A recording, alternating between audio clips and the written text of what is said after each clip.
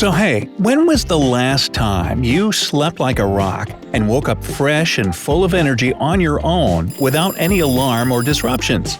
For me, when I was about 6 years old.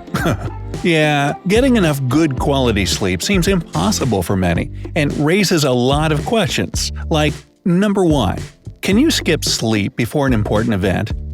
When you have to cram for an exam or get ready for a work meeting, pulling an all-nighter to get things done might seem like a good idea. But one 2015 study showed that your brain really needs rest before a big event because the information you get during the day goes from your short-term to long-term memory during sleep. So, if you want to ace that exam or speech, don't push yourself to the limit by staying awake all night. Number 2. What does a sleepless night do to your body? Even if you don't have to memorize or cram anything, one sleepless night can affect you in more serious ways than you'd think. After 24 hours of staying awake, a person usually experiences reality distortion, irritability, anxiety, and confusion. If the time without sleep goes up to 48 hours, then it can cause visual hallucinations and cognitive problems. And in the rare event that someone doesn't sleep for 3 whole days, they can experience sensory and auditory hallucinations. What's more, sleep deprivation can lead to a phenomenon called microsleep, which is a brief, up to 30 seconds, lapse in consciousness that most sufferers aren't even aware of. 3. Can you bank sleep? Actually, yes, you can. And it's a good idea because it softens the symptoms of sleep deprivation. All you have to do is sleep more the day before you know you won't be able to get that much shut-eye.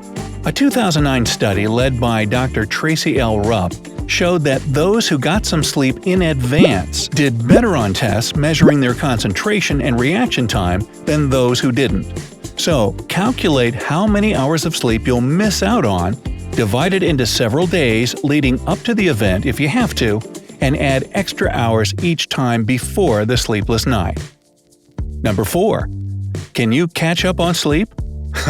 Who doesn't like to sleep in on the weekend, right? Well, looks like it's actually a good idea to compensate for the lack of sleep during the week, but only if you do it occasionally. Otherwise, you put yourself at risk of gaining weight, at least based on the results of a 2019 study at the University of Colorado in Boulder. Those researchers found people who consistently sleep in on their days off snacked more at night and experienced some health problems due to packing on the pounds. So yeah, try to be consistent with your sleep schedule, even on the weekends. Number 5. Can too much sleep be a bad thing? Well, so far I've only talked about lack of sleep. Let's head over to the other side of the extreme. Too much sleep has been linked to an increased risk of obesity, diabetes, and heart disease. But what's really scary is the one 2018 study from the Journal of the American Heart Association, which suggests sleeping for 9 hours carries a 14% higher risk of death, while it's 30% higher with 10-hour sleep. Sounds like we should all just stick to 8 hours, huh? 6. What if you can't sleep at night? I'm not talking about insomnia here. This is for people who, say, work third shift and literally can't go to bed at night. Well, of course, you end up sleeping during the day. But even if you get a whole 8 hours of shut-eye, it's estimated that only 3% of night workers get fully adjusted to such a schedule. The good news is that there are ways to trick your body into releasing melatonin, the hormone that makes us sleepy. First off, spend as much time as possible in a well-lit place during your night shift. Also, avoid that bright morning light when you're heading home by wearing sunglasses. When you finally go to bed after work, shut all the blinds and curtains, put on a sleeping mask, and make use of earplugs. You want total darkness and silence for good quality sleep. Number 7. Why do you feel so tired after long but disrupted sleep? That's because a long slumber sesh that involved you constantly waking up is pretty much the same as a night with really short sleep. In 2014, researchers from Tel Aviv University had one group of participants sleep for 8 hours but woke them up 4 times for 15 minutes each throughout the night. Those disrupted sleepers ended up having the same decreased productivity and overall fatigue as those who spent only 4 hours in bed undisturbed. Ooh. If something keeps waking you up at night, whether it's trips to the bathroom or your partner snoring, it's best to get the source of the problem figured out. Number 8. Is it bad to eat right before bed? In 2011, Brazilian researchers decided to find out whether the food you eat before bedtime has anything to do with your sleep quality. They concluded that basically, the heavier the food you eat, the worse you sleep.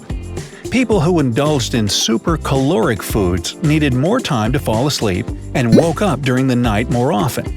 Plus, most nutritionists and sleep experts agree that it's better to eat the last meal of the day at least 3 hours before dozing off. No more falling into a food coma when you hit the sack.